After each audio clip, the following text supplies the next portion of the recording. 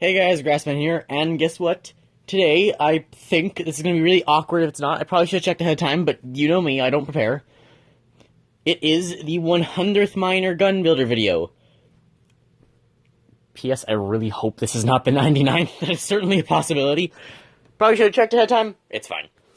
So this is the 100th Miner Gun Builder video, and we don't get to 100 often. I know... what is there? I know Clash Royale got there, and we did do over 100 PvZ videos through the different challenges. That was last year. And, I mean, like, about a year ago still, I don't think Magic Survival ever got to 100, and I think it got, like, 2/3 of the way or so. I think Island War barely got 1/3 of the way. So this is probably the third series that's hit 100 episodes, which is quite significant. Not many of them do that. Gonna be honest, there is promising results for Territorial to hit there, if it has enough views. It does depend on the views, because I do like playing that game, but I can always just play it on my off time, so we'll see. That's a very fun game I am enjoying. If not on the channel, I'll play it a lot in my own time. But for Miner Gun Builder, today we're not actually going to build this, probably in the 101st episode is when we're going to actually finish the ship, because I think we don't quite have enough red squares. Where is we have 800. Do we maybe? Maybe.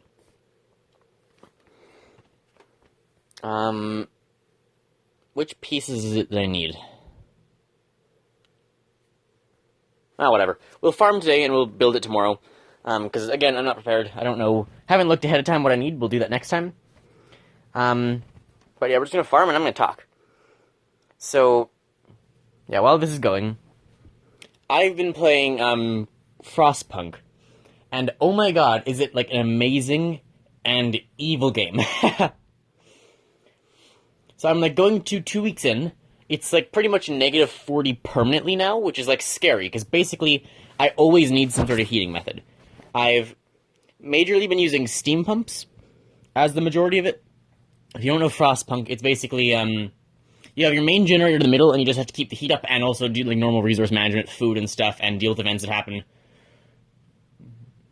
And there's, like, a hope and discipline bar, or a hope and, there's a hope bar you want to keep up, and somewhere that starts with D. Distrust? Something like that? Discontent, that's it. Discontent, so how unhappy are you? And you want to keep that low. So you're balancing the bars, balancing the resources, and trying to keep heat up. And, yeah, so yesterday I played the first bit. I got fairly far into it. After 2 glitches, one that, like, broke the game, and one that I thought I was soft-locked, I actually wasn't. So one glitch, but after 2 resets of the game, I finally started up, everything went okay. I got a resource hut to mine coal. Didn't know you could actually mine coal. You know, I was learning the game, so didn't know you could mine coal without the resource hut. But everything was going pretty good. We got a couple of sick people. We ended up with like 5 amputees by the end of the first like couple weeks. Just that one day I'd been playing, and you know, it's the kind of game where you're like, if you're playing it like, especially for your first time, you spend more than half the time paused. I didn't spend too much time paused that day. I got through like 2 weeks in game within a couple hours, maybe 4 or 5. But I was really enjoying the game. And so everything was going okay. And I had researched Steam vents, and I hadn't done too much yet. Started doing stuff with scouts. But I hadn't researched heaters. I hadn't started using those yet. I didn't really need them. It was causing problems in some places, though. And at one point I realized, you know what, maybe now it's time I use heaters. Because the thing about, like, the whatever the other things are called, the steam, the little heater things, the small generators, basically, the ones that aren't your main one, but aren't like, a building specific. They have, like, an area of effect. I was relying heavily on those, but if you have 2 of those overlapping a building, it still only gets 1 bonus.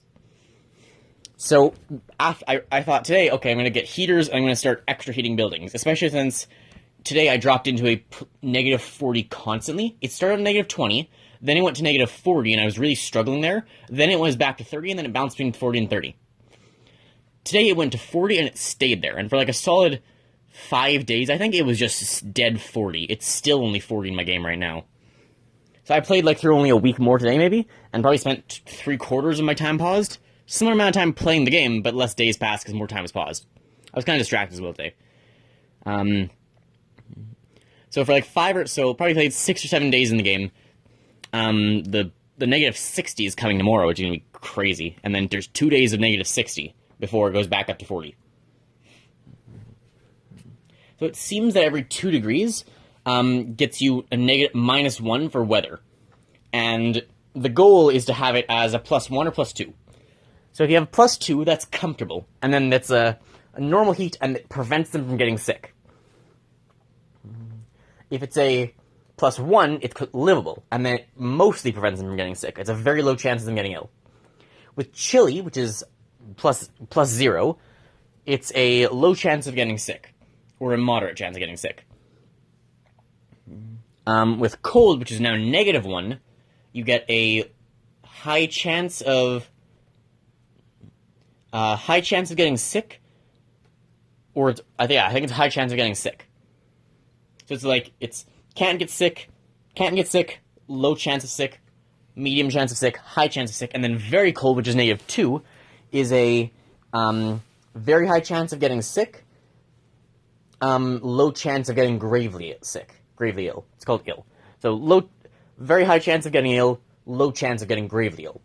And now with -3, anything that's going to be -3 seems to be, it'll be a moderate chance of gravely ill. Because I ended up getting 5 people with frostbite just from the -2. So, because I didn't have, like, any sort of heating at that time, so I was really, like, dealing with that. Because I didn't have the normal heaters, and I was also kind of just having citizens gather resources normally. So they were out in that -40 weather without anything of their own clothes. It was a -2.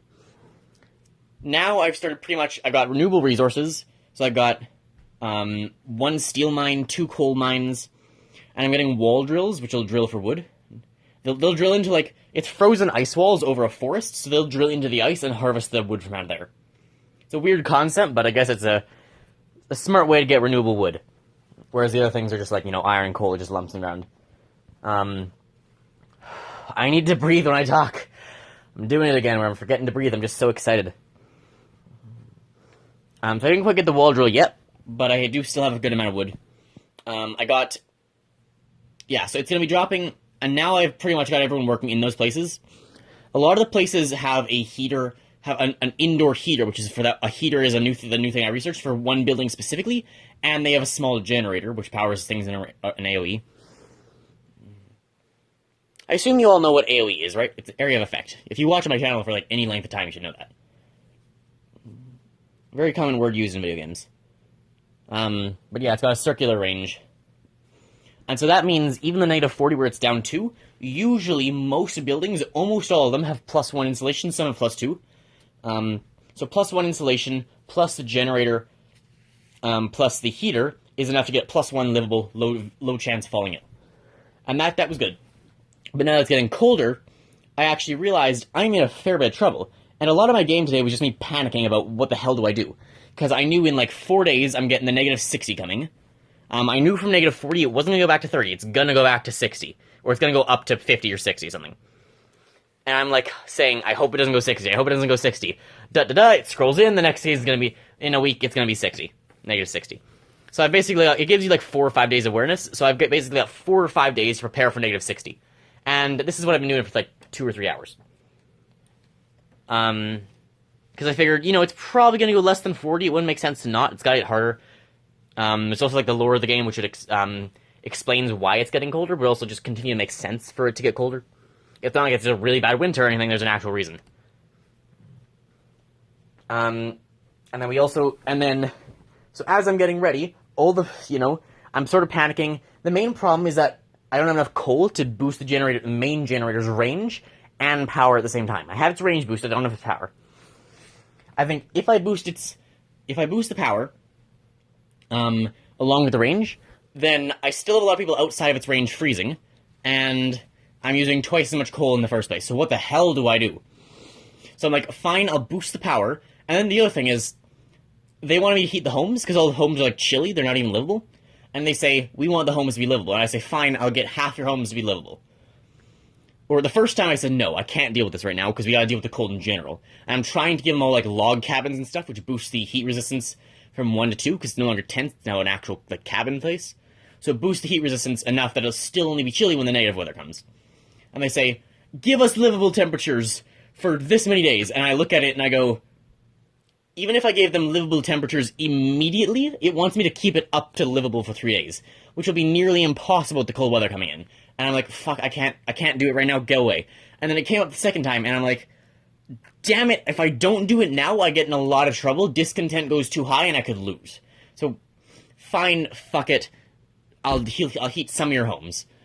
And it wants me to heat half of them, and I'm like, I'm not even gonna be able to do this, hopefully discontent will just rise, it'll fall now and then rise later. I'll try, but I can't guarantee anything, God. And I'm like, this is gonna be hell. Then, a survivor from the town we found comes in. So we're hunting this town down to, like, find another place with a generator. And a survivor comes in, it's like, oh yeah, survivor. And then he starts crying, we all died, you're all doomed, you're gonna die, and then he freezes to death. Dear God, he's made this game so stressful. The one idiot who walked, like, probably like 50 miles or something according to the game's travel distance, from this town, just to yell, we're all doomed, and then dies. Didn't tell us how his city failed. As it turns out, when we arrived, the reason his city failed, the generator exploded. And you know what that means? It wasn't due to lack of resources, because you need coal to put the generator in overdrive anyway. The generator will only explode if it's in overdrive. Their generator exploded because someone left it in overdrive. Or because they were too cold. It wasn't because they ran out of fuel. It wasn't apparently because they ran out of materials or anything, because we found a good amount of everything except for, like, I think they might have found a slight issue with food. There were issues with food they were having as well. But the generator exploding doesn't have to do anything with food. So the generator blew up just because they were being idiots. I wonder if I could ever use the generator blowing up to be advantageous. I shouldn't think of that. But, like, and some of the buildings were destroyed probably because the generator blew up and, like, smashed them or something. So the problem was just they were idiots. They were just under bad management. Like, I haven't had to put my generator in overdrive once, so there's no threat. And yet what happens? They start protesting, and there's a group called the Londoners now that are invading. Or not invading, they're inside of us, and they want to go back to London. They say, oh, London can't have fallen, because it's the British that went north. And it's like, look, if you go back to London, you're all gonna die, and so is this colony. Then we're all dead. And, like, oh my God, it's so stressful. It's hell. But, and the numbers are going up. But I got a neighborhood watch, I got like, guards. Haven't gotten prisoners, but I went for the, like, patrols, so they can go on patrols, which will, it says reduces discomfort? What's the word again? Discontent. It reduces discontent and slightly raises hope. I do it, and it basically, like, it added, like, 1/3 of the hope I had to my hope. It was, compared to the hope I had, significant. It was not a slight increase to hope, it was quite a large increase to hope. And it was also an even larger decrease to discomfort. And, like, at that point, with that size of a decrease to discomfort, like, I almost don't have to worry about discomfort as long as I can fund the patrols, which are literally just 10 rations, and I have a slight surplus of food. It's not quite enough, but it's okay. So as long as I can get that, the patrols will handle, like, discomfort completely. I can even let that go up sometimes, which is good. I can do, like, overclocks and stuff more easily now, without worrying too much about discomfort. I also realized one of the notifications I was getting that was increasing discomfort was that I hadn't given a bunch of people houses. So I built a bunch of houses today. And slightly yesterday. So yeah, I'm continuing to progress. The Londoners have grown to, like, almost a quarter of my population, which is getting concerning. But I do have the patrols. Hope is increasing, and I still have, like, a week and a half to deal with the problem. It was 2 weeks initially, and I still have a week and a half to deal with it. So, as long as I keep increasing hope with stuff like the patrols and things, we should be fine. I don't know how to make the Londoners go down, but it seems like as long as I get hope high enough, it'll be fine. So I think it'll resolve itself. And as for the cold that's coming the next day from when I've stopped, it seems fine. So the main problem with the cold is that I have to get the buildings on the outskirts to be warm enough, but I've built enough of the steam generators and seem to have an okay-ish almost surplus of coal. When I turn on the generators, it might go down slightly, which I have enough in stocks, it should be fine. Because it's only 2 days of the negative 60, then it goes back to negative 40 for a couple days. At least. And by then, I'll be able to get more mines and stuff in. And I figure if I get, like, the foreman going, I have foremen, which can increase the productivity in those buildings. As long as I have them going, everything will be fine. Because then it's plus 40%, it's, like, almost a 1.5 multiplier. It's a 1.4 times multiplier, which is going to be significant. Then again, the foremen also need a significant amount of food, so maybe I want to, like, get another hothouse or something. Because I've got, like, 300 huts already, or 2. And 2 hothouses. So maybe I'll get another hothouse, or I'll find a way to upgrade them somehow. And then from there, I'll have enough food to make more rations to do whatever. I might also need to make a second cookhouse, because that might need help. I've only got 1, but it seems to be enough, at least for now. So everything's going mostly good. The one main problem now, so I've insulated and, like, given heat to everything. Everything seems like it'll be fine. Once the cold comes, I'll turn on the extra things to heat some of the places, and everything should be at least chilly. It seems like most things will be livable. The other main thing I found out, when you increase the generator's power, it's not just the generator's power. When you increase the generator range, it's specifically the range of the main generator. And then, like, the steam things have their own range. When you increase the generator power, it increases the power of everything.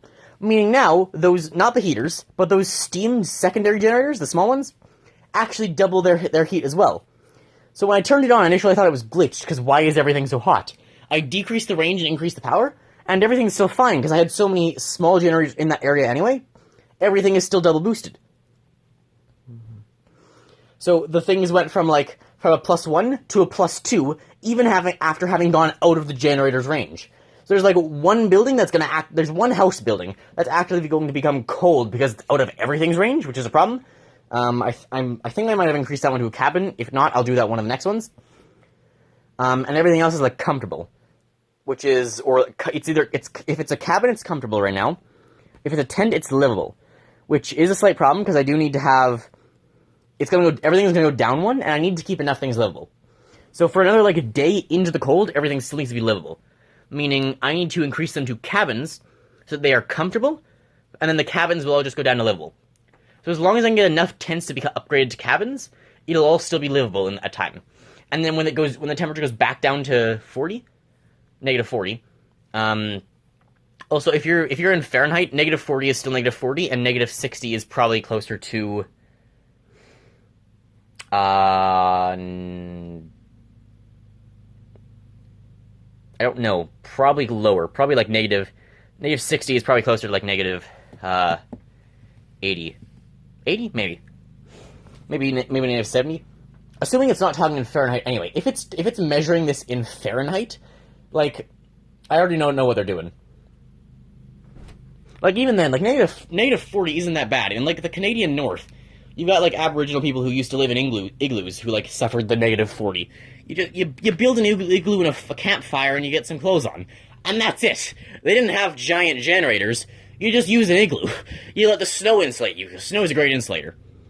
And that you'd learn how to build one of those, you're fine. When the negative 60 does come, then you might have a problem. I don't know how much colder it'll get either. I don't know if it's going to go down to negative 100. In theory, there's a cap. Because actually measuring, like, technically the lowest it could possibly go is, like, negative 300. Although the Earth's core will also always supply some heat. Negative 300 is about absolute zero. I have a while. I can keep talking for a while yet. There's not going to be music in this video or anything, just a lot of me talking. Got a lot of red squares, too, that's good. We'll have enough to, like, we should be able to buy everything next time. And the other thing is, the maximum potential I could possibly get is probably a +4 from the outside things, and a +3 from the heaters. So, at best, a +7 plus 1 or 2 insulation.